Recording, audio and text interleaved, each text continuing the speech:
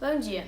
Hoje vamos falar sobre o racismo e suas problemáticas, visto que há uma hierarquia entre raças e etnias. Não é novidade que no Brasil, grande parte da população negra é profundamente atingida pela violência, desemprego e falta de representatividade, desencadeando assim uma desigualdade social. De acordo com pesquisas do Atlas da Violência, elaborado pelo Instituto de Pesquisa de Economia Aplicada e pelo Fórum Brasileiro de Segurança Pública, atualmente, de cada 100 pessoas assassinadas ou violentadas, 71 são negras. Felizmente, muitos não se conformam com esse tipo de injustiça. Assim, encontramos diversas críticas ao racismo em livros, documentários e filmes e muitos outros. Para falar de racismo no Brasil, a gente precisa voltar um pouquinho nas nossas origens ocidentais, que está diretamente ligada à Europa, e entender que essa ideia de raça, racial dentro do ser humano, primeiro desumaniza um pouco alguns grupos, porque quando eu digo que dentro da humanidade eu tenho raças como se fossem cachorros, eu posso estar tratando alguns como melhores do que outros ou como se fossem mais humanos do que outros. Esse discurso racial ele vai servir de pretexto e de base para que a gente tenha várias distorções ao longo da história, como o processo de dominação da Europa sobre a África. Então os europeus vão usar de justificativa essa questão de superioridade racial e vão dominar a África durante um bom tempo, extrair dali, daquele continente, todos os recursos e vão subjugar aqueles grupos que viviam ali. Essa ideia de superioridade racial vai ser trazida para o Brasil quando a gente passa pelo processo de colonização, e essa dominação sobre os indígenas e sobre os grupos negros que serão trazidos como escravos para cá vão dar continuidade a esse processo de superioridade de raças, daí que surge a ideia de racismo, né? De preconceito de um grupo contra o outro. Como exemplo, pode-se citar o autor José Landino Vieira, que em seu livro A Cidade e a Infância, no conto A Fronteira de Asfalto, relata uma injustiça social a qual um menino foi perseguido devido à cor de sua pele. Casos como este vêm acontecendo até hoje, e para mostrar esse tipo de realidade, entrevistamos um professor negro que não quis ser identificado, que sofreu e sofre até hoje com esse preconceito. Eu morava antes nos Jardins, ali na Bela Cinta. E aí, um dia eu cortava o cabelo no salão perto da minha casa. Eu ficava assim, tipo 2 quarteirões da minha casa. E eu saí aqui do trabalho e fui, mas estava chovendo muito. Aí eu fui para me PC, volto para minha casa, deixo o carro lá e vou de guarda-chuva por causa do trânsito para chegar rápido. Aí eu cheguei na minha casa, peguei uma capa de chuva, o guarda-chuva e fui. Aí quando eu estava chegando no salão, você entrava e tinha uma porta de vidro e tinha uma manobrista. E aí, uma manobrista antes da porta de vidro. Aí quando eu entrei, eu cheguei, tinha uma senhora saindo, ela estava toda arrumada, toda maquiada. E aí ela entrou debaixo do meu guarda-chuva. E aí eu fiquei assim, bom, uma pessoa que eu não conheço, entrou debaixo do guarda-chuva, ela vai me falar alguma coisa, né? Olha, eu tô sem guarda-chuva, será que você me dá uma carona até ali? Super normal, né?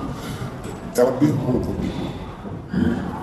Ela perguntou o que eu estava esperando para levar lá no carro. Aí eu fui fechar o guarda-chuva. E aí o cabelo dela desmanchou, a maquiagem desmanchou, e o pessoal do salão na porta olhando, esperando uma briga, né?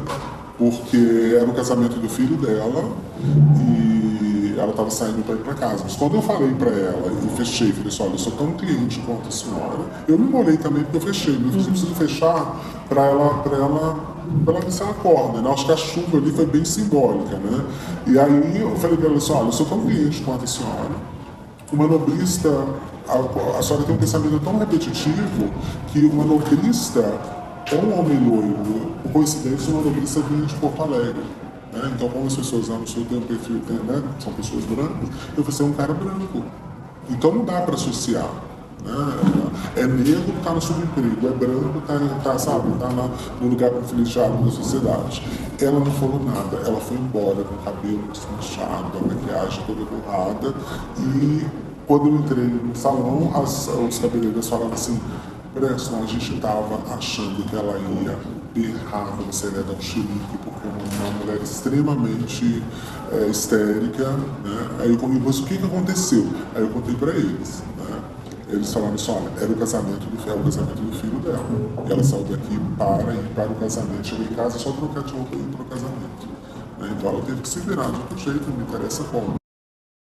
Como visto no relato do professor e no livro, a maioria, mesmo que inconscientemente, tem comportamentos repetitivos graças às raízes racistas, os quais, desde os primórdios, trata negros como inferiores. E na escola temos a oportunidade para parar para refletir, para que não reproduzamos tais pensamentos automatizados, assim como no livro, quando o policial se precipita a relacionar o menino negro, que apenas tentava conversar com sua amiga de pele branca, a um ladrão numa tentativa de assalto. Esses comportamentos são diariamente reproduzidos em nossa sociedade ao compararmos negros com manobristas, empregados ou qualquer que seja o trabalho de baixa remuneração, mesmo que sem intenção. A gente ainda é uma sociedade que vive da herança dessa dominação.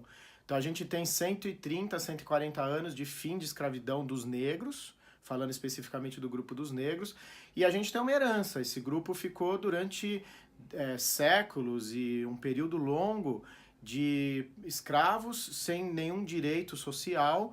De repente eles conquistam essa liberdade a custo de luta, de batalha, e eles se veem numa sociedade totalmente hostil a eles. Mas não uma hostilidade que leva ao embate.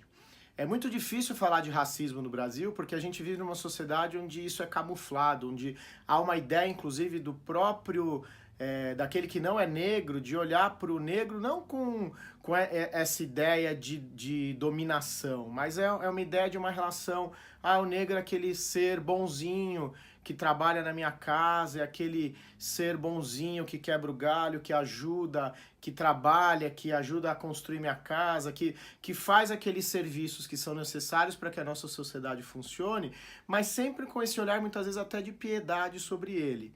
E hoje a gente tem, então, um processo de que a própria cultura negra e o próprio negro hoje no Brasil tenta se valorizar a sua cultura e se recolocar diante dessa sociedade. É um movimento hoje de valorização do negro, para que ele não seja visto como esse ser coitadinho que carece da pena e do cuidado do outro.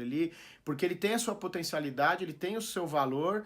Nós somos hoje uma sociedade brasileira autodeclarada majoritariamente de negros. A grande maioria das pessoas que responde o censo do IBGE se declara como negro, então nós somos uma sociedade negra. E é importante que, enquanto sociedade brasileira, a gente se veja e valorize o negro e o não negro, valorize a sua origem negra, porque nós somos um país de maioria negra, de majoritariamente negros. E outro movimento importante que a gente precisa viver, uma vez que enquanto sociedade a gente deixou durante muito tempo esse grupo negro sem os direitos sociais e políticos devidos, existe sim uma dívida e uma herança histórica contra esse grupo que precisa ser corrigida. Não é uma questão de piedade, não é uma questão de dó, mas sim uma questão de justiça, que a gente precisa, enquanto sociedade, corrigir para que eles estejam, do ponto de vista social e de direitos, no mesmo patamar. Infelizmente, isso não acontece ainda. Basta olhar os índices que o IBGE apresenta sobre população carcerária, sobre índice de analfabetismo, sobre distribuição de renda, que a gente vai perceber que o grupo negro sempre está naquelas categorias menos favorecidas. Olhar os índices do MEC com relação à alfabetização dentro dos grupos negros e não negros, que a gente vai perceber que sim, do ponto de vista de igualdade, a gente ainda não estabeleceu uma sociedade justa no Brasil. Então é necessário, enquanto sociedade e comunidade, que a gente tenha políticas públicas que façam essa correção. De novo, não por uma questão de pena ou de dó, ou porque eles precisem mais do que outros grupos do ponto de vista de necessidade por falta de competência. Não é isso. Eles se veem hoje, essa valorização da cultura negra, como tão importantes como qualquer outra cultura que se manifesta dentro do Brasil, construindo aquilo que a gente chama de cultura brasileira. Mas a gente sim precisa corrigir do ponto de vista social e político essas distorções históricas, porque eles foram grupos que durante muito tempo não tiveram direito a tudo aquilo que a nossa sociedade oferece de igualdade, de justiça. Eles não tiveram acesso a isso, e é necessário que a gente equilibre pelo menos o acesso a todos esses direitos. Como vimos, nossa sociedade tem grandes falhas e o racismo é uma delas. Em suma, como disse Nelson Mandela, ninguém nasce odiando uma pessoa pela cor de sua pele, por sua origem ou ainda por sua religião. Para odiar, as pessoas precisam aprender. E se podem aprender a odiar, podem ser ensinadas a amar. Obrigada e até a próxima reportagem.